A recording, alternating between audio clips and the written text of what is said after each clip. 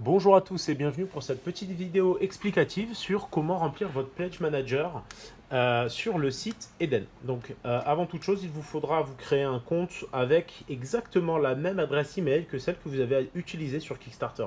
Ça va être très important parce que c'est ce qui va nous permettre de faire matcher finalement votre adresse mail Kickstarter avec vos produits directement sur votre compte fraîchement créé. Donc la création du compte sur le site est assez classique. On vous laisse faire ça de votre côté. Une fois que votre compte est créé, du coup ici on va vous montrer avec Romain comment accéder à votre Pledge Manager. Dans un premier temps, et comme vous le voyez là, vous allez dans boutique.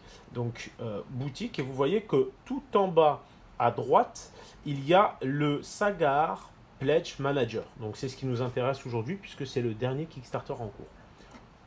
Romain clique et ici on voit apparaître ici finalement le contenu du pledge qu'a souscrit Romain, donc 2 players 7, City of Sagar, qui contiendra un starter sagarien, un starter snowman et 2 fois tous les stretch goals.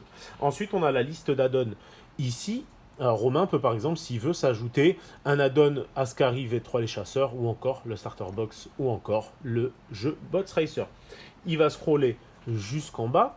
Et ici, en fait, on va pouvoir voir, en gros, le total du pledge, le total des add-ons, le montant de la contribution, donc le montant qu'a mis Romain, et enfin, les frais de port estimés, qui sont ici de 8 euros. Donc, il reste à payer 63 euros par rapport à la contribution de Romain. Évidemment, là, Romain va, par exemple, pouvoir supprimer les add-ons pour vous montrer qu'en gros, sans les add-ons, il ne restera évidemment plus que les frais de port à payer. Donc une fois ces éléments faits, on clique sur ajouter au panier. Ici, on voit qu'en gros, donc on a le pays de livraison qui est spécifié ici, qui est bien la France. Les frais de port qui sont bien de 8 euros. On voit la totalité. Donc il y a encore un montant de 8 euros à payer. Il faut accepter et lire les conditions et passer à l'étape suivante. Donc on voit bien le champ est requis ici. Donc il faut avoir bien cliqué sur cet élément et appuyer sur étape suivante. À la suite de quoi, vous pouvez repréciser vos adresses de livraison et de facturation. Et on clique encore sur étape suivante. On a un petit récapitulatif. Ensuite, on va pouvoir en dessous noter un message si vous avez des choses à nous spécifier. Ensuite, cliquer sur le mode de paiement préféré. Et enfin, une fois ce mode de paiement sélectionné, on va cliquer sur sélectionner. Donc voilà une fois le paiement effectué. Donc maintenant nous allons revenir finalement au site marchand. Qui va en fait, on va pouvoir voir dans mon compte ici. Donc dans mes commandes,